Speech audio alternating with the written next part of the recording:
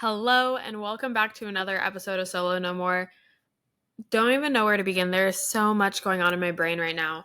But I think where I'm going to kind of start is I spent this past weekend in Vegas attending my friend Alex's retreat. She called it the Fuck It Summit. And let me just tell you, it was absolutely incredible. I've gone to, okay, before I get ahead of myself, I have gone to a few different business retreats at this point, and every single one is different. Every coach slash retreat host kind of has a different way of approaching business retreats. And I'm going to be completely honest.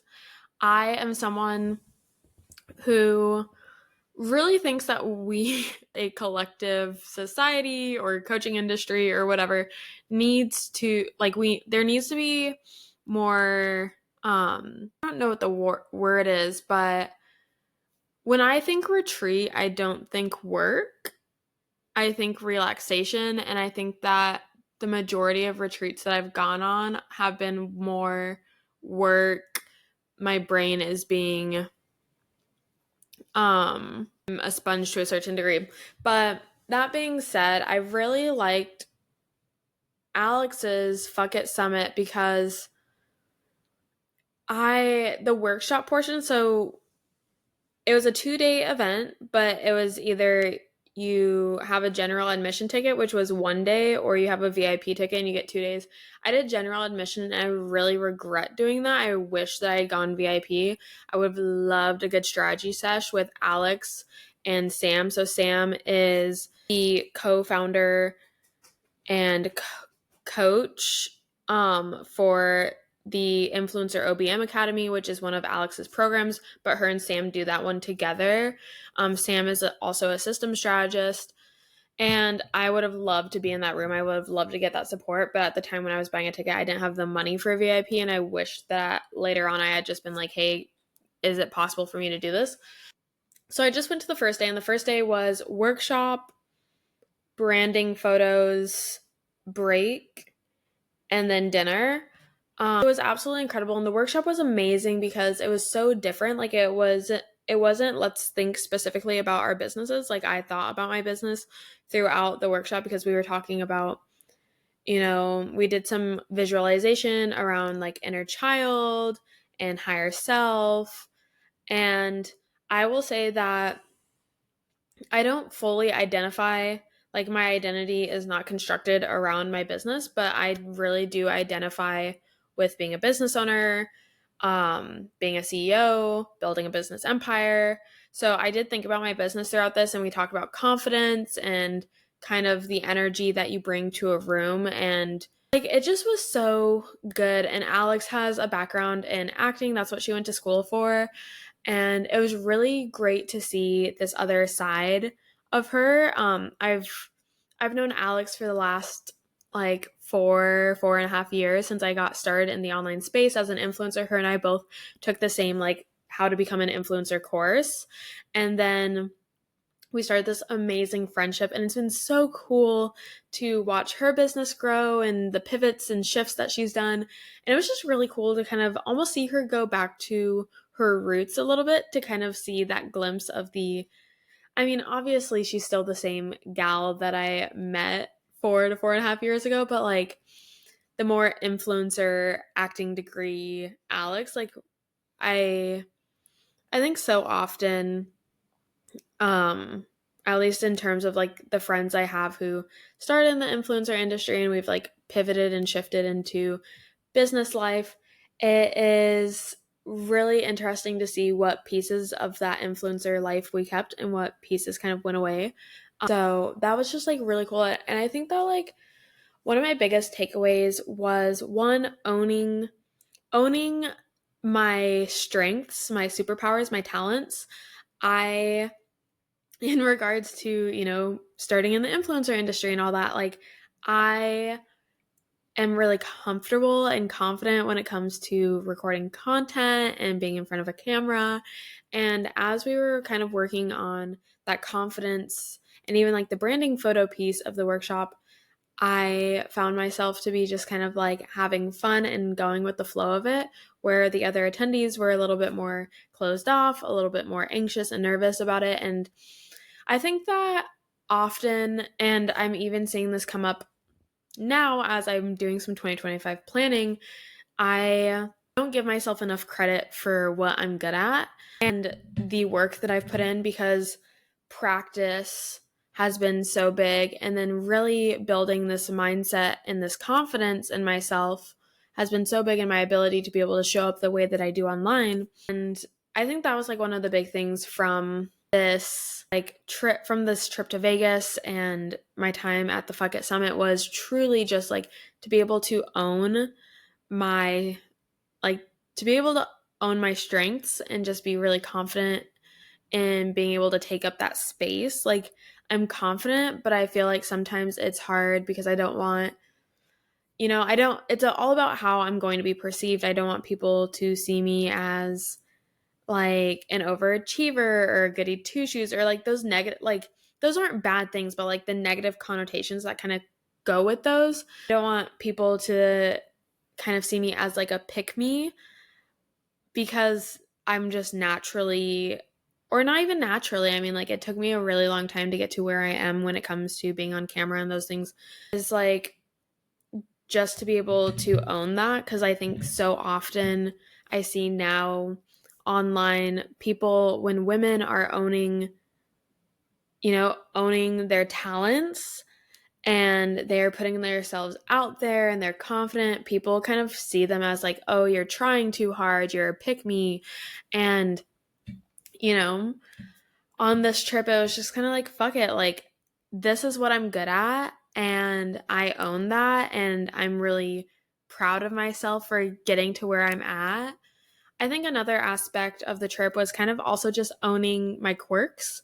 So we had this really funny, the attendees and Sam and I had this really funny little chat about kind of my niche interests, the things that I'm kind of like, what I talked about is like brand loyalty and brand ecosystems. I don't even know where I came up with the idea of a brand ecosystem, but I like to live within a brand ecosystem where, for instance, I love flying Alaska Airlines. Alaska Airlines partners with T-Mobile. I obviously, my phone plan came from my parents, but T-Mobile and Alaska Airlines are partners. Lyft, I use Lyft because they're partnered with Alaska Airlines. I fell in love at a young age with Holiday Inn Express because I really like their breakfasts. They always have like good hotel rooms. I like their beds. I like that there's two different types of pillows that they give you, like a firm and a soft.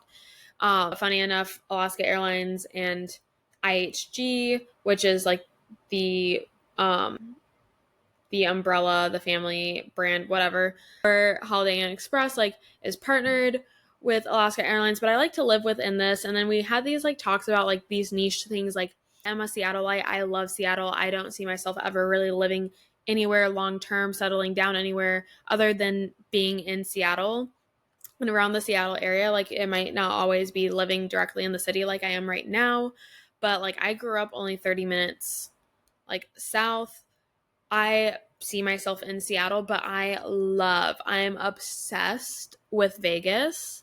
I love Vegas. I love the Strip, to be very specific. So like, if you want information and all the tips and tricks and recs and all that for Fremont, Alex is your girl. But the Vegas Strip, oh gosh, that is my thing. Like, I love New York. New York is another city that I absolutely love. But that being said, I know a lot about New York, but New York almost feels so big. And I mean, Vegas is pretty big in itself, but like, the Vegas Strip, that's my bitch. Like, I love the Strip.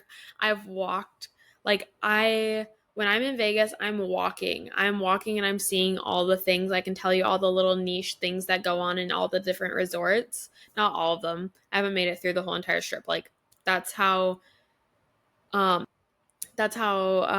intricate. I don't know if that's really the word, but like, I take my time going through every resort and kind of like taking it all in.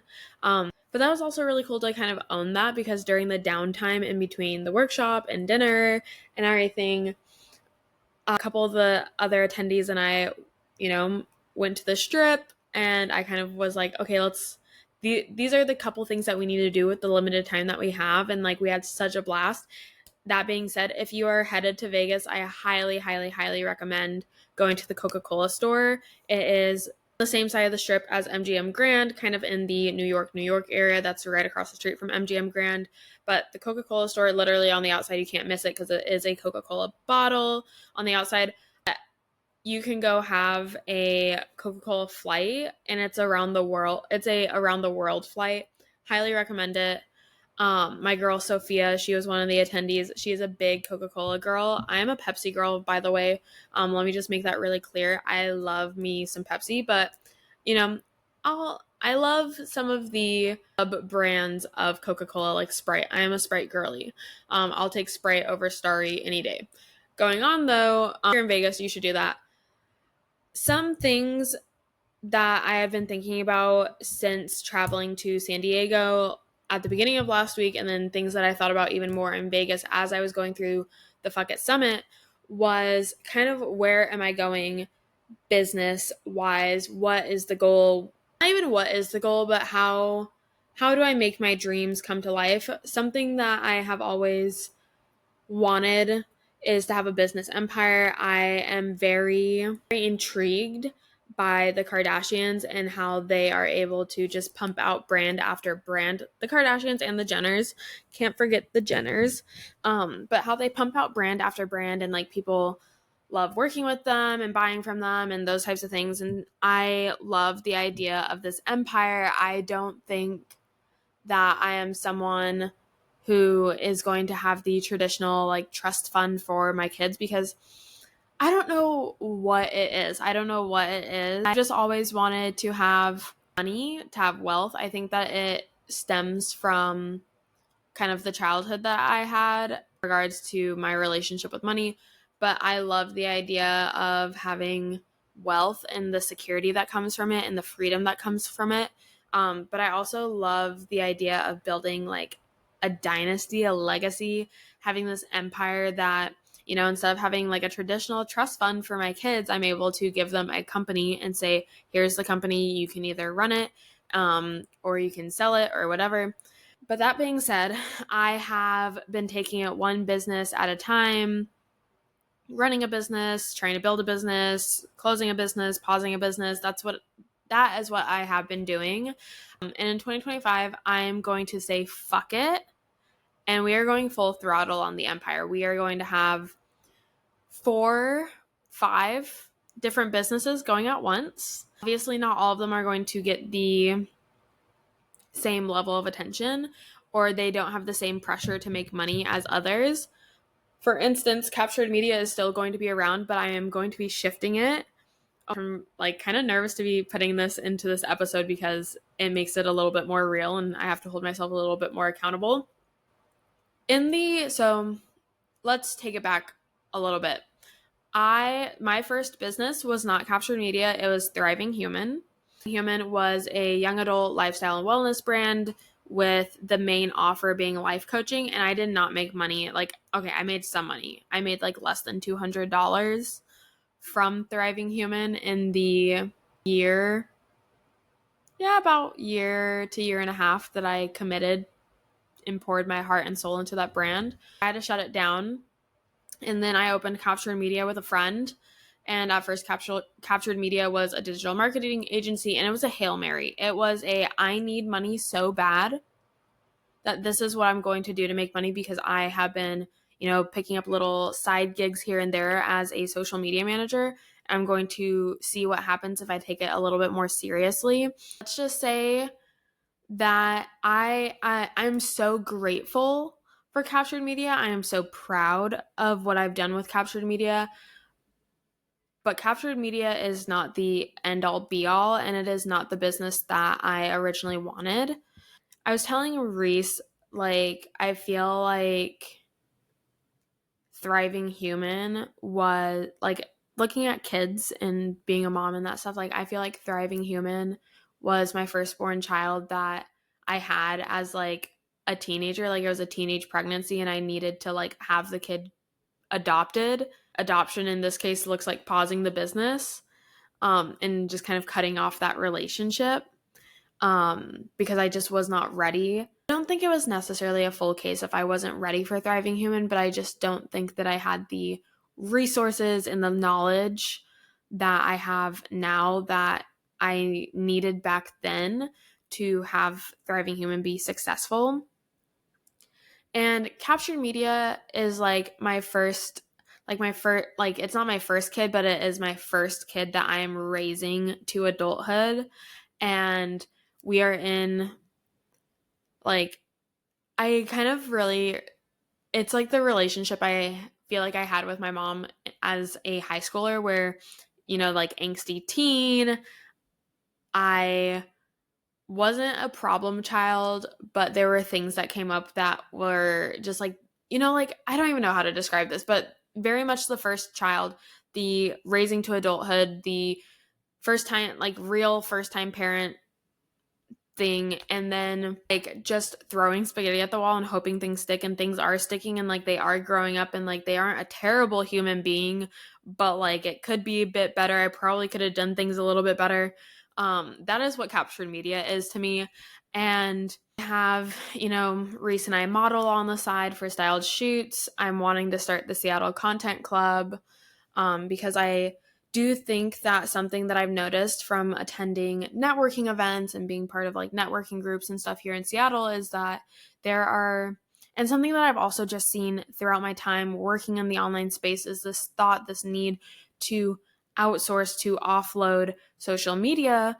And to a certain degree, at some point you need to, like I will be, and going into 2025, and I will be talking about this in other episodes, is I will be hiring, like I will be bringing people onto like payroll, not just like contractors, but actually onto payroll. And someone that I see as my first payroll will probably be someone for social media, because I need help. I have so many accounts. Have you seen my personal Instagram's bio? Like it's just the accounts that I run, and the businesses I'm associated with. Like it's a lot.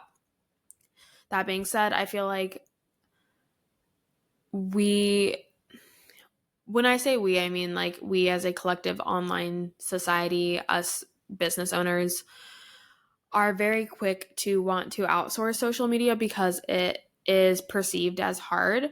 It's perceived as a lot of work. I think that because I come from an influencer industry background and I started as an influencer, making content, producing content, posting, whatever was my primary job, I have this like content just kind of comes naturally to me. Showing up on social media feels like it is like, I know that I need to show up on social media and I don't treat it as a chore.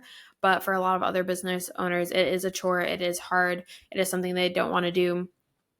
But hiring a social media manager isn't really necessarily the solution that they think it is going to be, because I think it's so important. And I've heard this said by some of my peers in the online space is like, if you don't have a good grasp of what you are outsourcing, the tasks that you are outsourcing, you can't really tell whether or not the person that you are hiring is doing a good job. And you have to get, I think that like also a big thing is like with, and I'm going to use the example of Instagram, is different points in different seasons of business, Instagram plays a different role for me. Different things become important and less important. And so a big thing is like, I think it's so important for you to get really involved in your Instagram, to get involved in your social media. It doesn't have to be Instagram, but to really know the ins and outs of what works for you. How can you show up? What do you actually like? What don't you like? But Seattle Content Club is kind of this like, do you need a social media manager, or do you just need someone to kind of hold your hand as you go along this journey of building a business and using social media to grow your business? So that's Seattle Content Club. And I will say that the beta round that I tried to have for it did not go as I thought it would, but I learned a lot, so we're going to go forward with it. But those are more like the modeling and Seattle Content Club are things going into 2025 that can make me money, that I'm not putting pressure on to make money. It's kind of more of those passion, fun projects, things that I do for funsies, things that get funded by the other businesses. I'm going to revive Thriving Human. I have already thought about what is coming next and what the offers will be. I think that, yeah, I'm going to kind of just leave it at that. But the biggest thing that is going to happen is Captured Media is going to kind of shift back to social media management focus with a focus on Instagram. It is going to niche down on the clientele. It's going to be focused on photographers. And I'm building a new brand. I'm building a new brand because in the last 6 months since I invested in Megan is my biz coach, my sales coach, if you don't know. And I feel like Captured Media is becoming the business that I would love for it to be. But I don't think that it's like the business. Captured Media is becoming the business that I would love to run, that I would love to have. But I don't think that it should be, that business necessarily needs to take place under the Captured Media name. And in September, I popped off in the photography community. I popped off. Like literally grew my email list. I think I added like 200 plus new people to my email list just because I came out with this freebie and that stuff. And so I am going to shift in the sense that Captured Media is going to be that. And then this new business is going to be kind of the business that Captured Media has kind of started to become in the last 3 months. In the last 3 months, so 6 months, I've been working with Megan. The first 3 months was, let's figure out what the fuck is even going on and what I want to do and how am I going to do it. The last 3 months, things have been happening. I've been signing clients, making money. Clients are having wins. Like all of these things, I've been seeing amazing growth. It's been incredible. But I just, last week, specifically while I was on my flight home from San Diego after having the VIP day with my client S, who is currently in Solopreneur Sidekick, which, fun fact, this is kind of crazy to admit, but Solopreneur Sidekick is going to be no more coming 2025. I'm going to finish out this round with S, and then we are going to, as I launch this new business, I have some offers that are going to replace Solopreneur Sidekick. And yeah, it's gonna be crazy. But with that being said, I kind of want to just I don't really want this episode to go very much longer because it's already one of the longer episodes, but I am so nervous, but I'm also so excited. I think that 2025 is going to be the year where I finally am making the money that I want to make, that I've been dreaming of making. It's going to be the year that Reese and I really look at what does it mean for Reese to be part of the business, because Reese is going to start getting more involved. 2025 is going to be the year where I am really going to start, 2024 has already been me really, especially these last 6 months, I've been living the dreamiest of lives. I just so grateful, and I have been able to do so much. I've been doing so much travel. I've been going out more. It's been amazing, but I think that 2025 is going to bring that. I've been having a lot of time freedom. I think 2025 is really going to be the year where I get the financial freedom that I want. It is the year that it's the year that I get married, and my goal is to end July of 2025 with as little debt for my wedding. It's gonna be a wild ride, and I think that one thing that I really want to leave you with is that for a really long time, I was waiting for this perfect moment to revive Thriving Human, and I tried to revive Thriving Human, but then I didn't really put the effort in. I kind of just like pushed Seattle Content Club to the wayside, and those were needed, but I think that in 2025, it's going to be the year where like I really say fuck it, we're going full throttle, and I'm just really excited. And yeah, that's kind of where I'm going to leave it for this episode. Thank you so much for tuning in, and I will chat with you next week.